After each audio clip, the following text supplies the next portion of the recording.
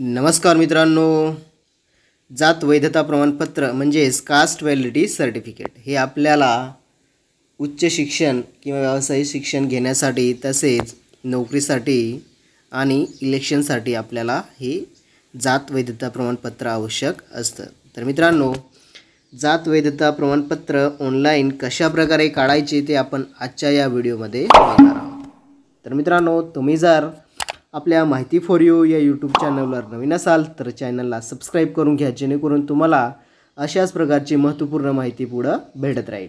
चला तर मित्रांनो, व्हिडिओ सुरू करूया।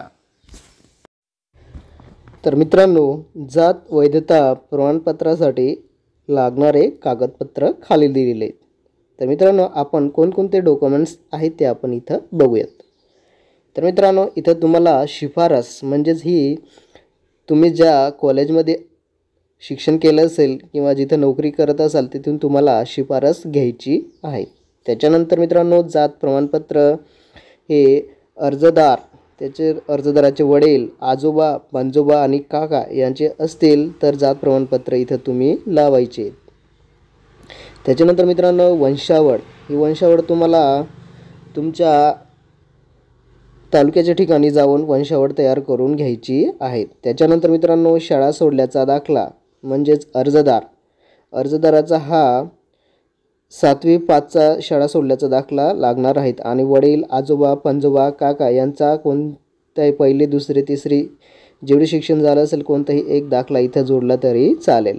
त्याच्यानंतर मित्रांनो, रजिस्टर उतारा, हा अर्जदाराचा 7 नमुना नंबर उतारा हा शाळेमधून घेऊन यायचा आहे।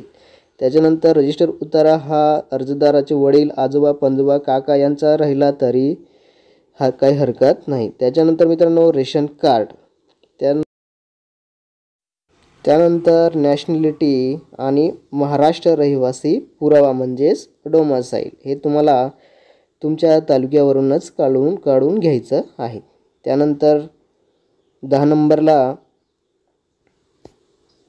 1955 सालचा पुरावा जो तुम्हाला शोधायचा आहे आणि तो पुरावा तुम्ही इथं लावायचा आहे। त्याच्यानंतर रहिवासी दाखला आणि उत्पन्न दाखला, अशा प्रकारे मित्रांनो इथं तुमच्या जवळ 12 ते 13 डॉक्युमेंट्स असायला पाहिजेत आणि हे डॉक्युमेंट्स ओरिजिनल जेव्हा तुम्ही फॉर्म भरायला जाल तेव्हा ते ओरिजिनल डॉक्युमेंट्स घेऊन तिथं स्कॅन करून घ्यायचं आहेत आणि जमा करतानाच झेरॉक्स कॉपी दिलेल्या तरी चालेल।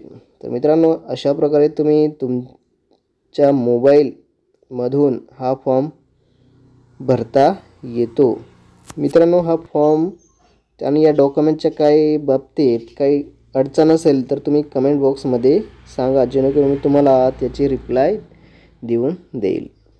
तर मित्रांनो, व्हिडिओ आवडला असेल तर नक्की लाईक करा, शेअर करा आणि आपल्या मित्रांनाही सांगा, जेणेकरून ते डॉक्युमेंट्स शोधण्यासाठी धावपळ करणार नाहीत। तर मित्रांनो, भेटूया पुढच्या व्हिडिओमध्ये।